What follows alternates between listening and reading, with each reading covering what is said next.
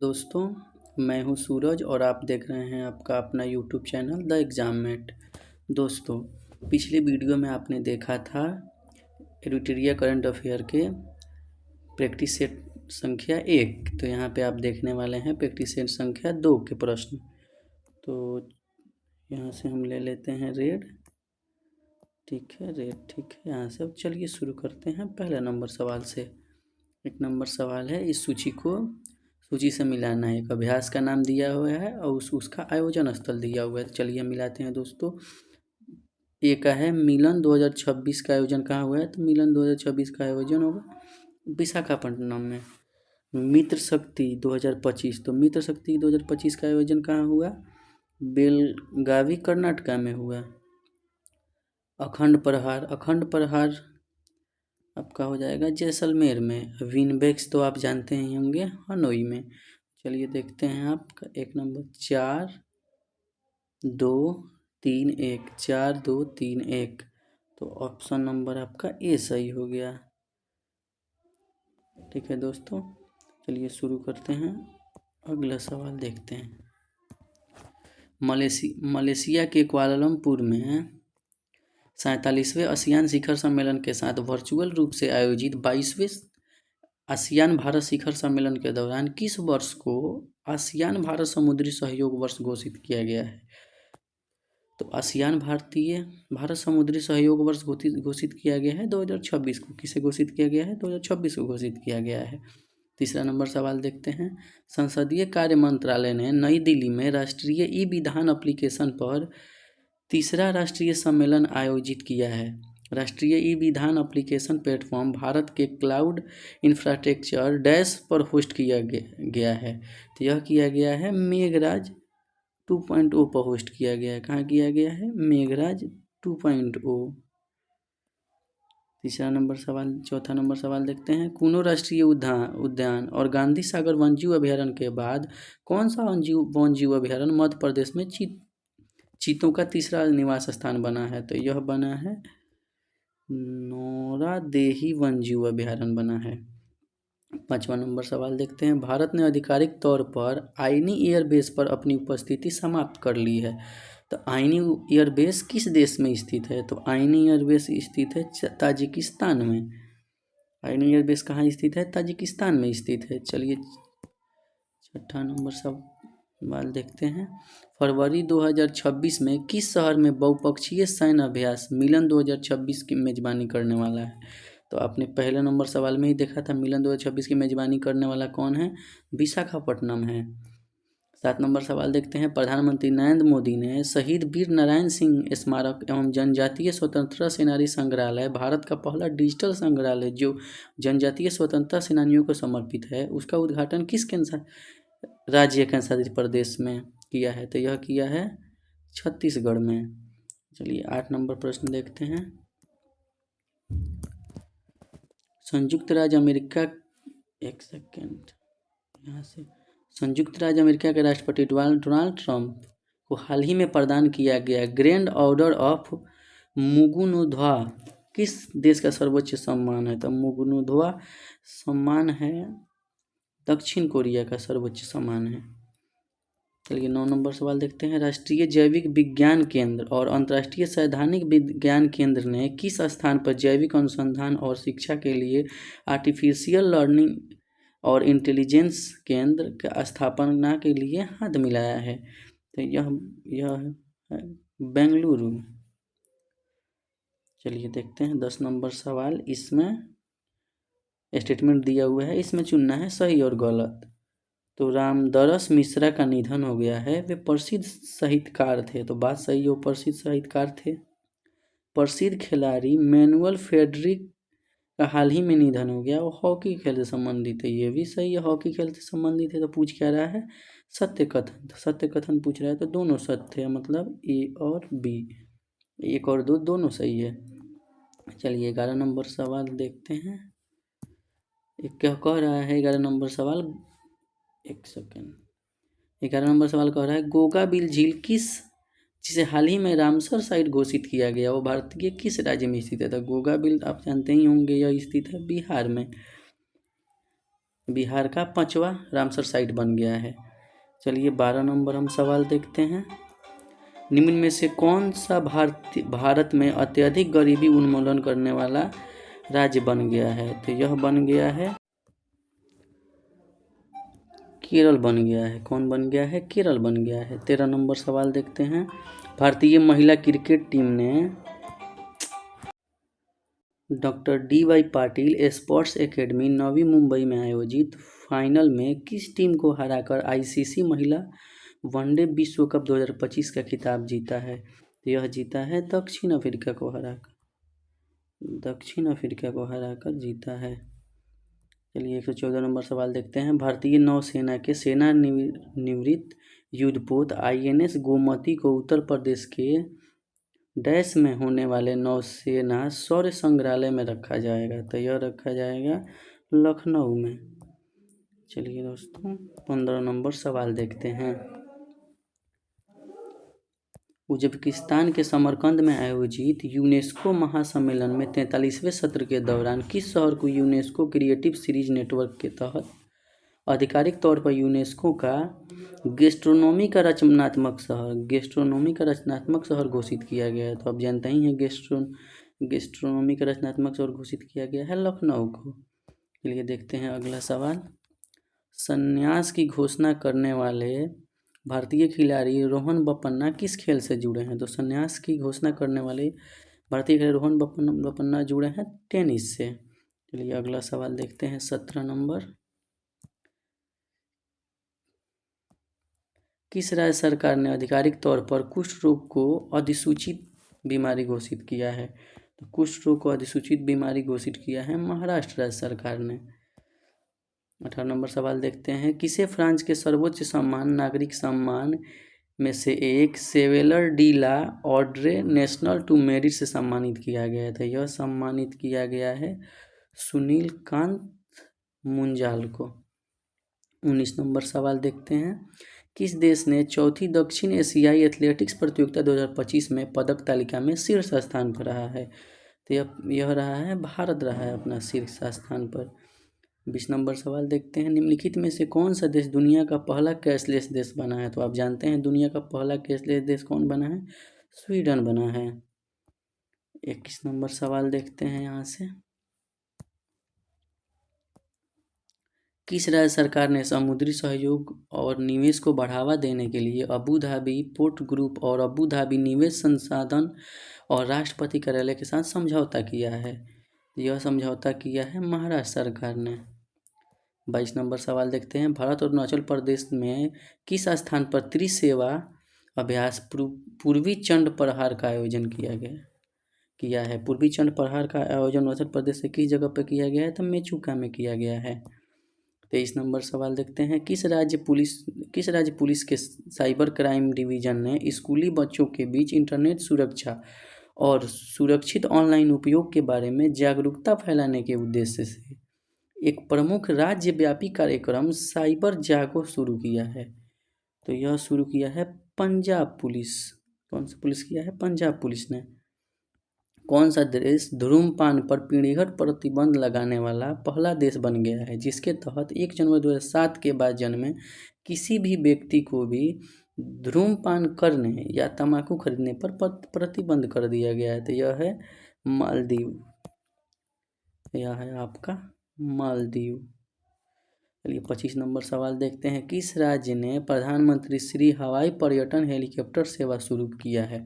जो भारत में अपनी हेलीकॉप्टर पर्यटन शुरू करने वाला पहला राज्य बन गया है। तो अपना हेलीकॉप्टर पर्यटन शुरू करने वाला पहला राज्य बन गया वो कौन है? महाराष्ट्र है।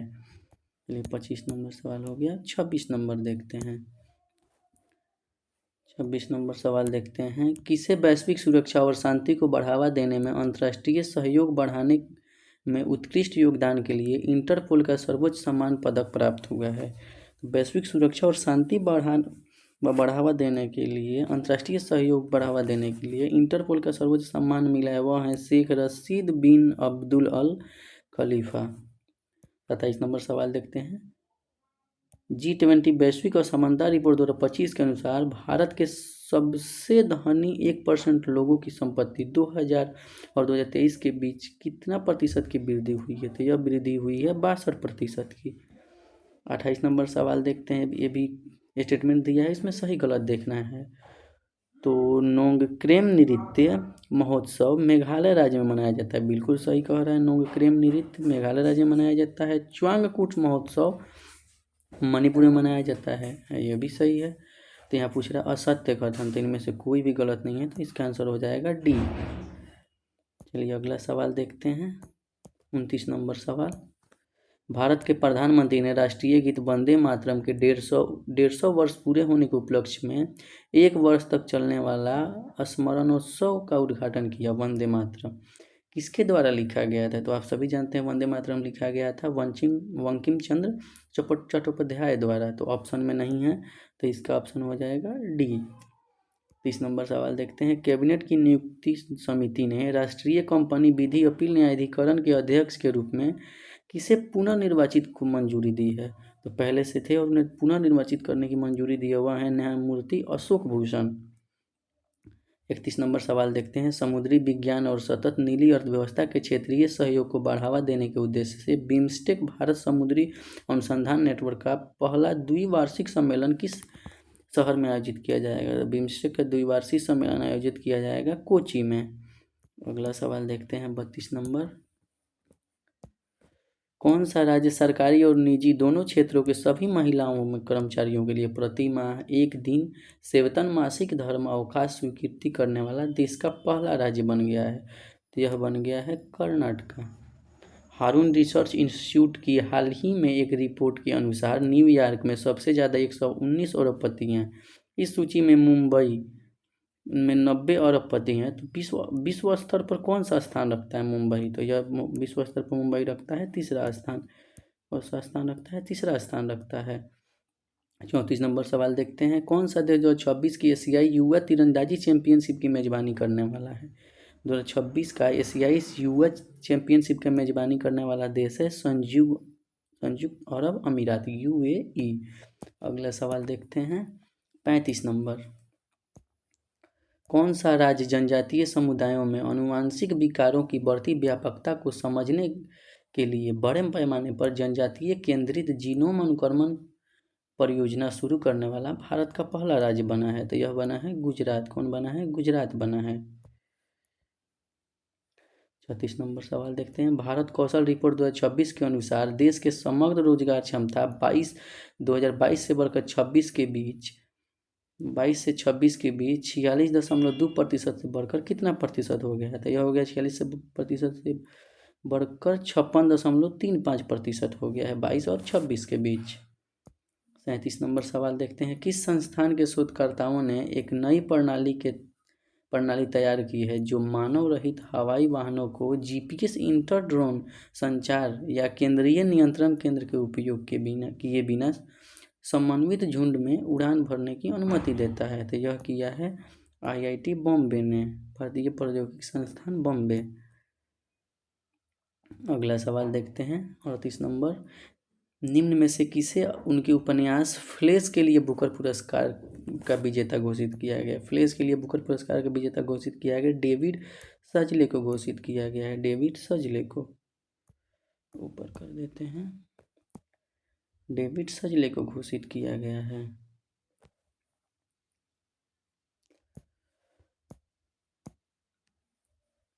यहाँ पे हो जाएंगे डेविड सजले। 39 नंबर सवाल देखते हैं, केंद्रीय विद्युत मंत्री ने किस संस्थान पर भारत की सबसे बड़ी और पहली 3 मेगावाट घंटे की क्षमता वाली वेनेडियम रेडॉक्स फ्लो बैटरी प्रणाली का उद्घाटन किया है? तो यह उद्घाटन किया है ग्रेटर नोएडा में। 40 नंबर सवाल देखते हैं, विश्व स्वास्थ्य संगठन द्वारा हाल ही में जारी वैश्विक क्षय रोग रिपोर्ट 2025 के अनुसार किस देश में वैश्विक क्षय रोग के मामले में हिस्सेदारी में सबसे अधिक है, जिस मामला 25% है? तो इसको ध्यान में रखने वाला सवाल है, इसका आंसर हो जाएगा भारत, जो सबसे ज़्यादा हिस्सेदारी है क्षय रोग के मामले में 25%। 41 नंबर सवाल देखते हैं, भारत ने किस देश के साथ पारंपरिक पनडुब्बी खोज और बचाव सहायता हेतु एक समझौता ज्ञापन पर हस्ताक्षर किया है? तो यह किया है वियतनाम। 42 नंबर सवाल देखते हैं। इसका आंसर है, जरा हम बड़ा कर लेते हैं, आंसर को ढक देते हैं ताकि आपको, चलिए अब यहाँ से शुरू करते हैं।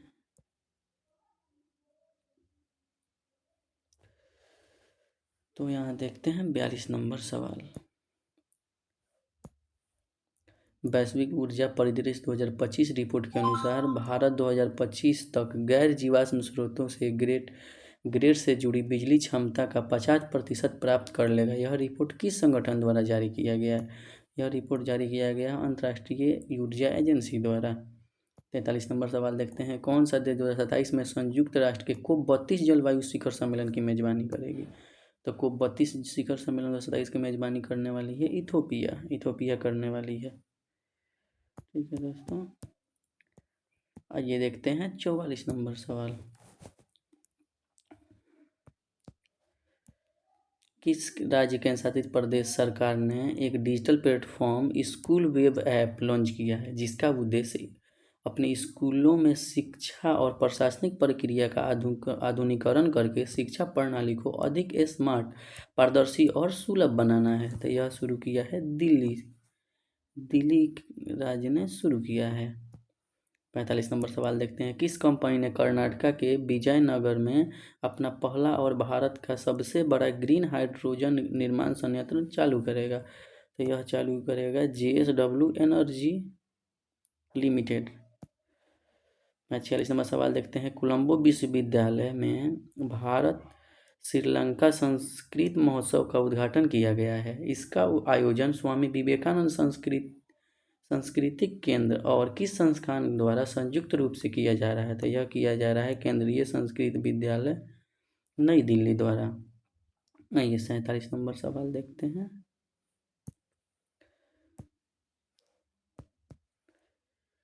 किसे पावर एक्सचेंज इंडिया लिमिटेड का प्रबंधक निर्देशक और कार्यकारी अधिकारी नियुक्त किया गया है? तो यह नियुक्त किया गया है विवेक सिंगला को नियुक्त किया गया है।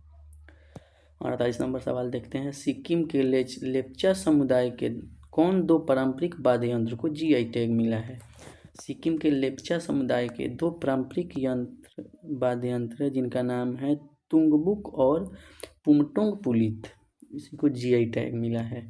49 नंबर सवाल देखते हैं। कौन सा राज्य व्यापक सुधार कार्य योजना के तहत जारी वर्ष 2024 के लिए राष्ट्रीय ease of doing business ratings में टॉप अचीवर्स के रूप में रहा है? तो यह रहा है आपका केरल रहा है। कौन रहा है? केरल रहा है। 50 नंबर सवाल देखते हैं। कोलम बीच लगातार 5वीं बार ब्लू फ्लैग लाइन प्रमाण से सम्मानित किया गया है। तो कोलम बीच किस राज्य में है? तो कोलम बीच आप सभी जानते हैं केरल राज्य में है। तो दोस्तों ये रहा आपका अंतिम सवाल।